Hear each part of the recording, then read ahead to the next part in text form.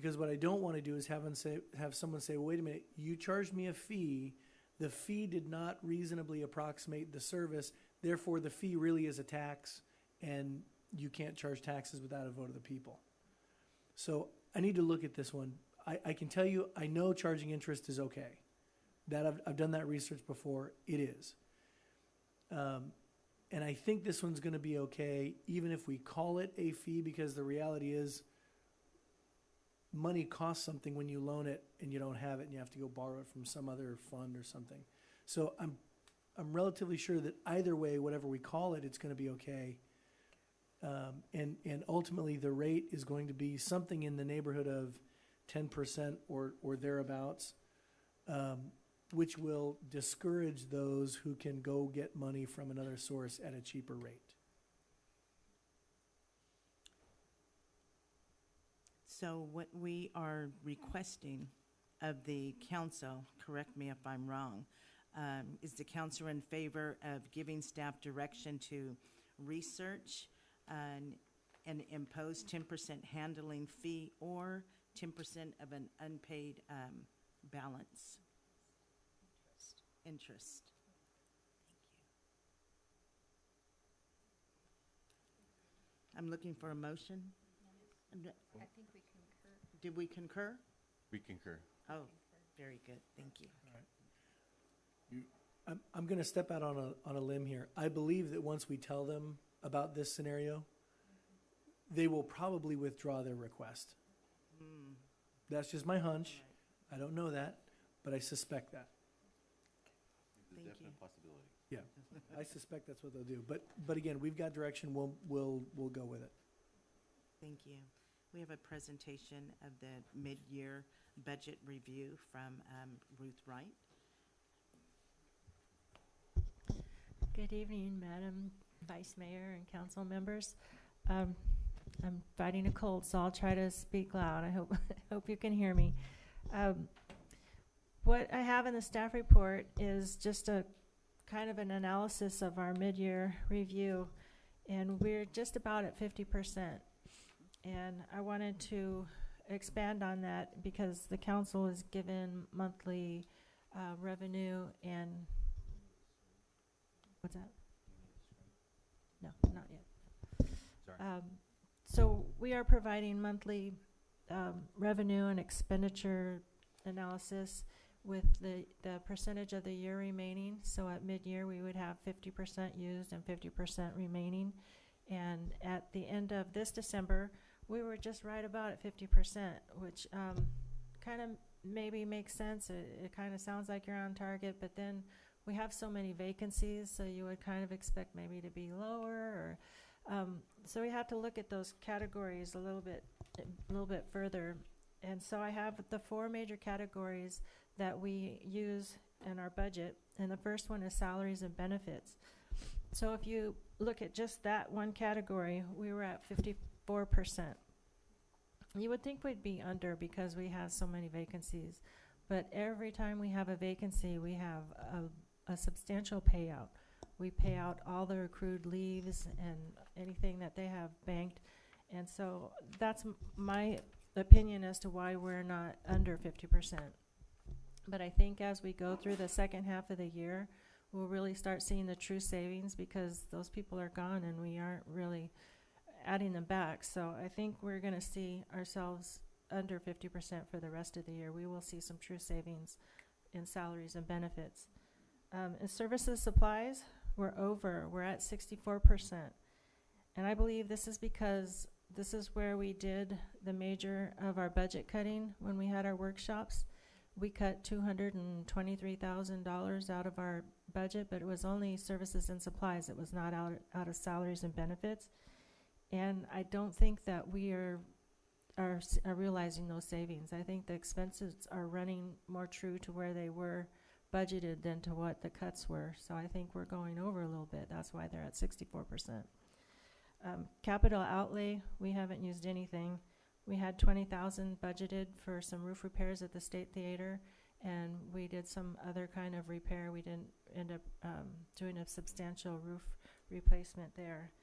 And transfers out, again, we're way under We only transferred out 6390 to the annexation fund to provide for an expense out of that fund that was not budgeted. So if you look at our revenue review, sales tax is still increasing. It's increasing at a slow rate, but it's still increasing, and it's up 3.6% from the prior year. And as we go forward with the new Walmart and what's going to happen with the Walmart building, I think that we're pretty confident that that's going to continue to rise.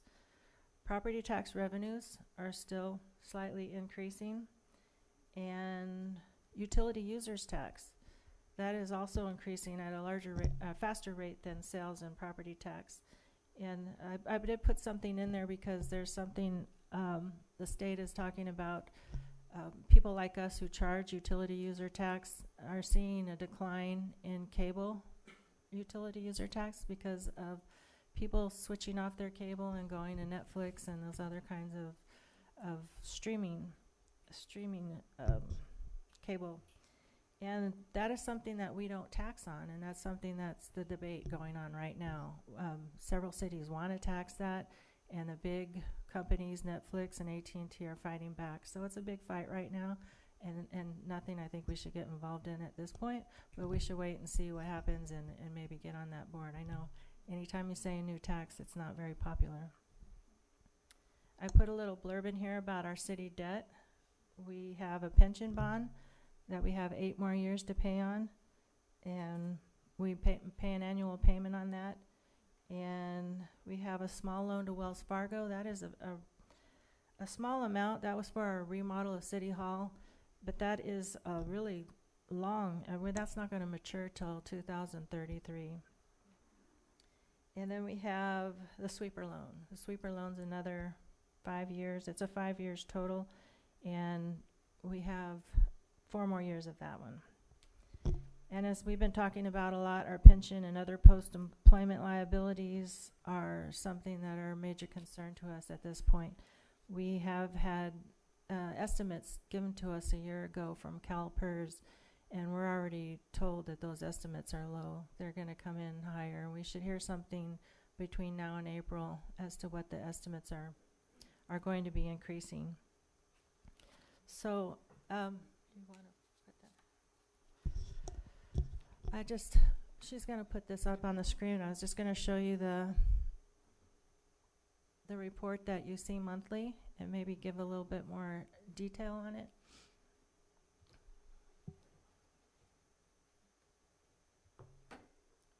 So these are the reports that council receives monthly from the finance department, usually in the second meeting of the month. And as you can see down in the lower right-hand corner, that is a percentage remaining. So we have not received 50% of our revenues for this year, even though we're at mid-year. But this is a good number because our property taxes don't come until January and May, and this is through the end of December. So that's why we haven't received all of our revenues yet. And I did want to mention too, on the general government, we did receive some one-time monies of $94,000 from PG&E. So we already have almost $100,000 of one-time revenues in our current year actuals. Expenses, just like we talked about, we're at about 50%. So this shows you how we're doing by department. And one area of concern was the personnel officer. We are going to be running out of budget here pretty soon. I think we have a contract with our labor negotiator for $50,000 in it, and we're coming to the end of that contract. So we'll have to bring a staff report back for that and do a budget adjustment to that budget. But everything else, I didn't see anything of major concern. You know, what you want to see here is 50%, 50%, and everything looks to be okay. So if anybody has any questions or wants to go into more detail, here to answer questions.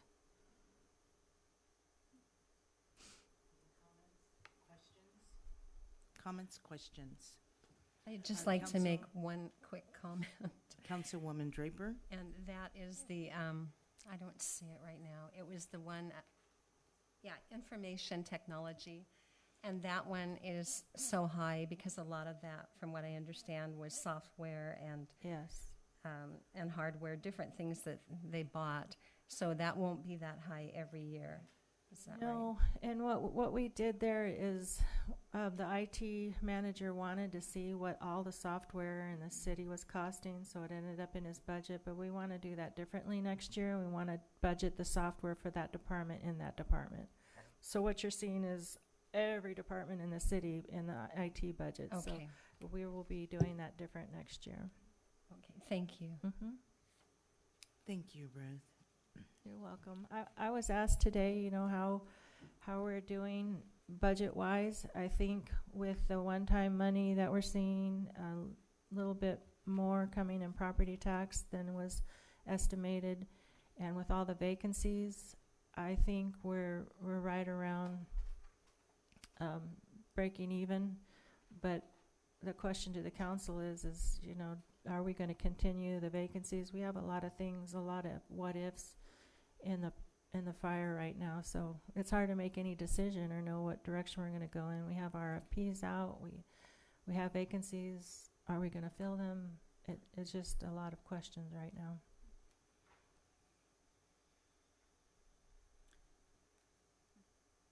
All right, thank you, Ruth. Council action that is requested is to provide direction as necessary. All right. Council announcements and committee reports.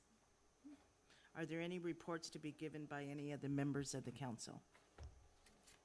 Just when we went to, there was the SBF Supplemental Benefit Fund meeting that was last week, and there was a lot of chatter on the news and regarding the vacancy on the FERC.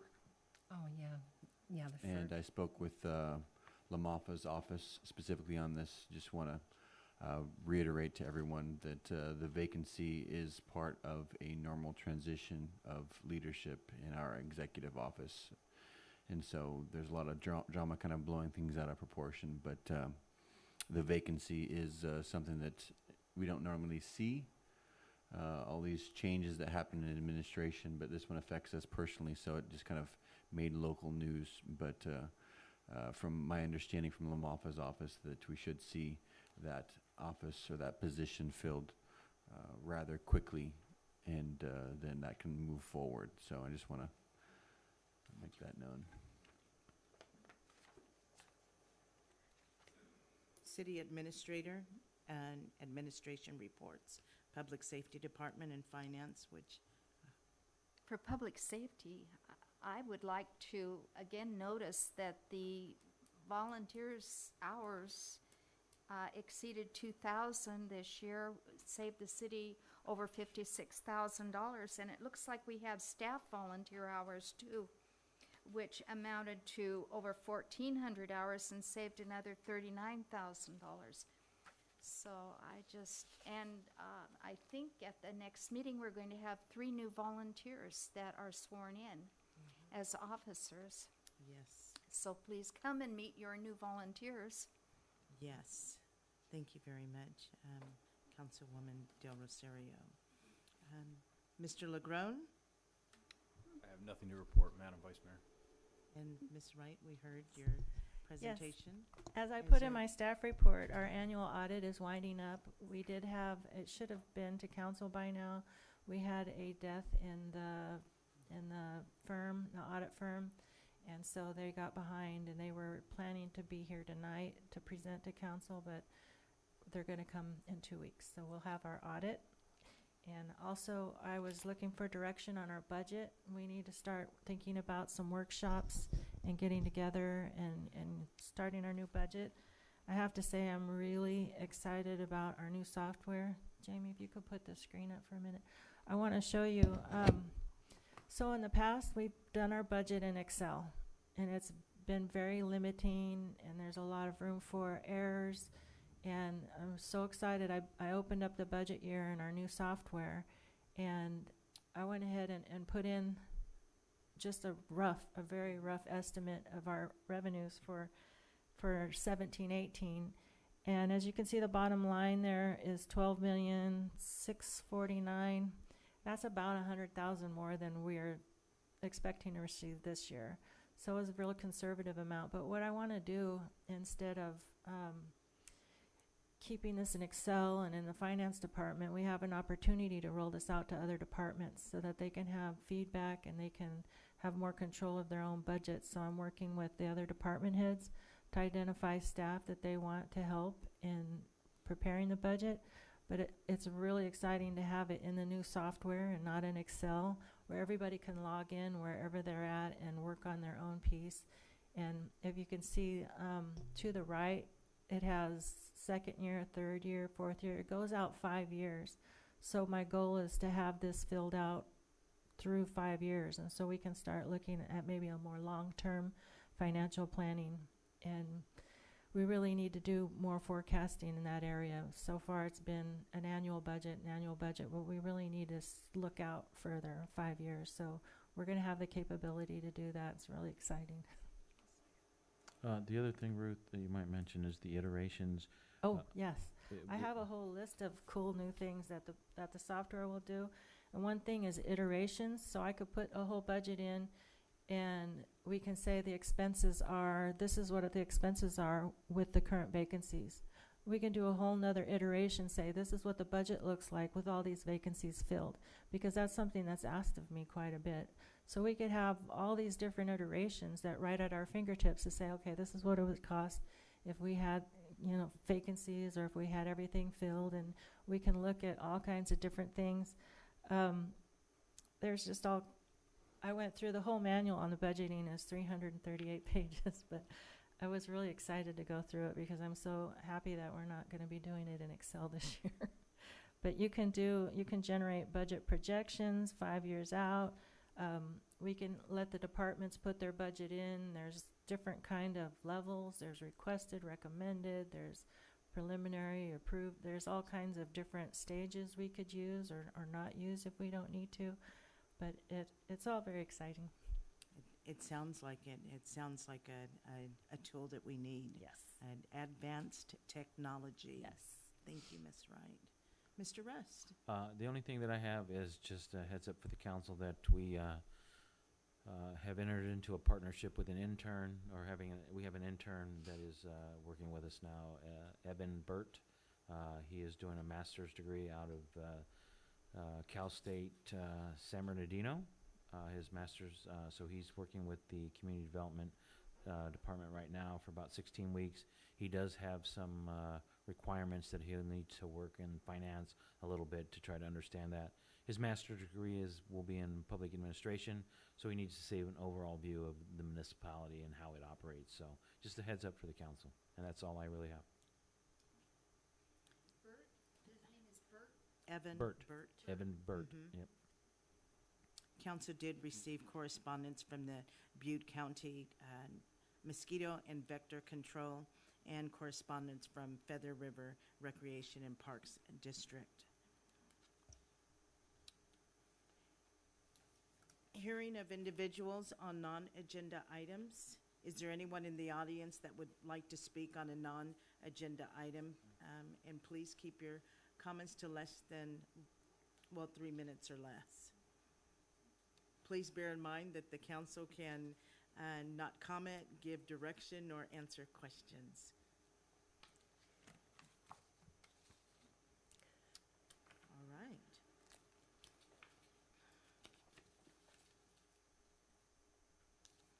This meeting, Back to closed session. we are going to, yes, as a matter of fact, We need to Um, reconvene to we closed can session. reconvene to closed session, yes.